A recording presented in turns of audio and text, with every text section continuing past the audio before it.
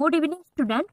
আজকের এই ভিডিওটিতে আমি তোমাদের সাথে আবার নতুন কিছু এমসিকিউ আলোচনা করব, যেগুলো আপকামিং টার্ম এক্সামসের জন্য গুরুত্বপূর্ণ, বিশেষ করে ক্লাস 6 এবং মিসলেনিয়াস পরীক্ষার্থীদের জন্য ভিডিওটি অত্যন্ত গুরুত্বপূর্ণ হতে চলেছে। তাই স্কিপ না করে তোমরা শেষ পর্যন্ত দেখো। চলো মূল ভিডিওতে যাই। প্রথম কোশ্চেন কি বলেছে, ওয়েস্টার্ন লেন উপন্যাসটি কে লিখেছেন? Western lane. অপশান দেখো কি কি দেওয়া রয়েছে। সঠিক উত্তর হবে অপশান এ, চেতনা মারু, যিনি একজন ব্রিটিশ ভারতীয় বংশোদ্ভূত লেখক ছিলেন। চেতনা মারু হচ্ছে এটা প্রথম উপন্যাস ওয়েস্টার্ন লেন, যেটি 2023 সালে বুকার পুরস্কারের জন্য ছোট্ট তালিকায় অংশ পেয়েছিল বা নির্বাচিত হয়েছিল বলতে পারো 2023 সালে। এটা কিন্তু চেতনা মারুর প্রথম উপন্যাস ওয়েস্টার্ন লেন। ঠিক আছে, পরের প্রশ্ন, আলাউদ্দিন খলজির আমলে বা শাসনের সময় ঘড়ি শব্দটি কি নির্দেশ করে?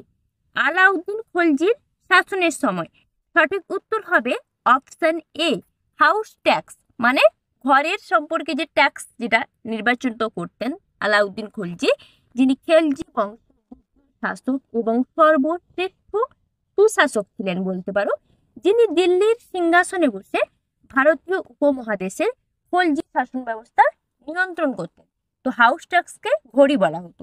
পরের প্রশ্ন, কোন ভারতীয় অভিনেতাকে বা অভিনেত্রীকে বলতে পারো 2023 সালে 53তম দাদা সাহেব ফালকে পুরস্কার দেয়া হয়েছিল?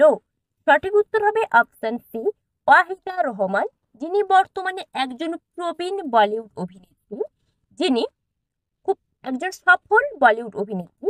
2023 সালে 53তম চলচ্চিত্র পুরস্কার দাদা সাহেব ফালকে পুরস্কার পেয়েছিলেন। পরের প্রশ্ন, গাট্টু কার্টুনটি প্রবর্তক কে? গাট্টু কার্টুন। অপশন দেখো কি কি দেওয়া রয়েছে। সঠিক উত্তর কি হবে? সঠিক উত্তর হবে অপশন এ, আর কে লক্ষ্মণ, যিনি একজন বিখ্যাত কার্টুনিস্ট ছিলেন।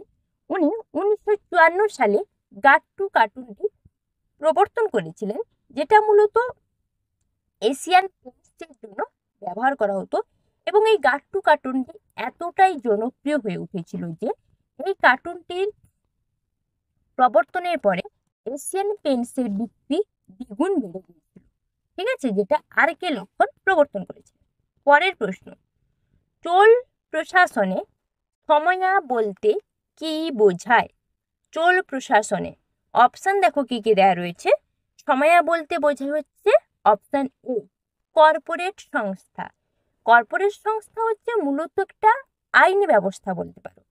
মানে চোল প্রশাসনে এই কর্পোরেট সংস্থা হচ্ছে আইন ব্যবস্থা বলতে সমস্ত প্রজাদের বা চোল প্রশাসনের চোলদের শাসন আমলে সমস্ত মানুষদেরকে একটা আইনিবদ্ধ হওয়ার পদ্ধতি। নেক্সট, ভারতে প্রথম মহিলা মুখ্য নির্বাচন কমিশনার কে ছিলেন? অপশন কি কি দেওয়া রয়েছে দেখো। সঠিক উত্তর কি হবে? সঠিক উত্তর হবে অপশন এ, VS রমা দেবী, যিনি ভারতে প্রথম মহিলা মুখ্য নির্বাচন কমিশনার ছিলেন। এমনকি উনি কর্ণাটকের প্রথম মহিলা রাজ্যপাল হিসেবেও নির্বাচিত হয়েছিলেন, VS রমা দেবী। পরের প্রশ্ন, কে বলেছেন গণতন্ত্র হলো সম্মতির উপর প্রতিষ্ঠিত একটা শাসন ব্যবস্থা? সঠিক উত্তর হবে অপশন এ, জন লক, যিনি একজন ব্রিটিশ অর্থনীতিবিদ ছিলেন এবং উনি মূলত একজন রাজনীতিক ভাষ্যকারও ছিলেন। অর্থনীতিবিদ এবং রাজনীতি ভাষ্যকার, যিনি বলেছেন গণতন্ত্র হলো সম্মতির উপর প্রতিষ্ঠিত একটি শাসন ব্যবস্থা। নেক্সট, ভারতীয় সংবিধানে কোন ধারায় অর্থ কমিশন সংক্রান্ত তথ্যের বিবরণ দেওয়া আছে? সংবিধানের কত নম্বর ধারায়?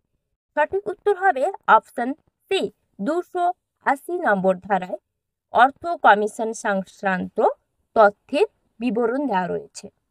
পরের প্রশ্ন, কুমারগুপ্ত কোন বিশ্ববিদ্যালয় স্থাপনা করেন? দেখো অপশন কি কি দেওয়া রয়েছে। সঠিক উত্তর হবে অপশন সি, নালন্দা বিশ্ববিদ্যালয়। যিনি গুপ্ত শাসক কুমারগুপ্ত, প্রথম কুমারগুপ্ত, গুপ্ত সম্রাট, উনি খ্রিস্টীয় ৫ম শতকে নালন্দা বিশ্ববিদ্যালয় নির্মাণ করেছিলেন এবং প্রায় দ্বাদশ শতক ধরে ৮০০ বছরেরও বেশি এই নালন্দা বিশ্ববিদ্যালয় বিকাশ লাভ করেছিল।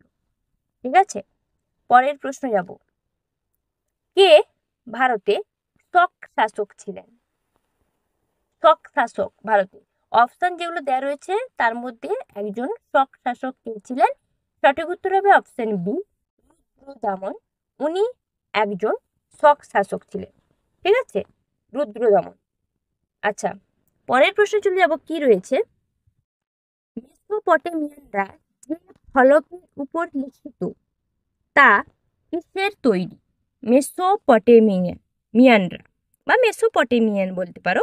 সঠিক উত্তর হবে অপশন ই, কাদা মাটি দিয়ে তৈরি ফলকের উপর মেসোপটেমিয়ান লিখিত ছিল কাদা মাটি দিয়ে ফলক। পরের প্রশ্ন, আন্তর্জাতিক অর্থ ভাণ্ডার এর সদর দপ্তর কোথায় অবস্থিত? আন্তর্জাতিক অর্থ ভাণ্ডারের সদর দপ্তর, সঠিক উত্তর হবে option C, Washington DC. Washington ডিসিতে আন্তর্জাতিক অর্থ ভাণ্ডারের সদর দপ্তর রয়েছে। নেক্সট প্রশ্ন যাব। ধান গজা বা ধান গাড়ি গজা বলা হয়, গাজাও বলা হয়, কোন রাজ্যের লোকনৃত্য? দেখো অপশানে রাজ্যগুলোর নাম দেওয়া রয়েছে। সঠিক উত্তর হবে অপশন বি, মহারাষ্ট্রের একটি জনপ্রিয় ঐতিহ্যবাহী লোকনৃত্য। এটা মূলত পুরুষ নর্তকদের দ্বারা পরিবেশিত হয়। পুরুষরা বিভিন্ন ধরনের রং বেরঙের ঐতিহ্যবাহী পোশাক পরে থাকেন এবং ঢাক, ঢোল এসব বাজিয়ে, করতাল এসব বাজিয়ে এই উৎসবটি ওরা পালন করে থাকেন। পরের প্রশ্ন, কর্ণাটকের মাইসুরু দশেরা উৎসবটি কত দিন ধরে পালিত হয়? এটা হচ্ছে কর্ণাটকের একটি জনপ্রিয় উৎসব মাইসুরু দশেরা, যেটা হচ্ছে কতদিন না 10 দিন। যেহেতু দশেরা রয়েছে তো 10 দিনই হবে, 10 দিন ধরে পালিত হয়, সেই জন্য এই উৎসবটার নামও করা হয়েছে মাইসুরু দশেরা, যেটা কর্ণাটক রাজ্যের একটি জনপ্রিয় ঐতিহ্যবাহী উৎসব বলতে পারে। ঠিক আছে, thanks for watching my video. এখনও যারা আমার চ্যানেলকে সাবস্ক্রাইব করোনি, নতুন নতুন কন্টেন্ট পাওয়ার জন্য চ্যানেলটিকে সাবস্ক্রাইব করো। ভিডিওটিতে লাইক, কমেন্ট, শেয়ার অবশ্যই করো।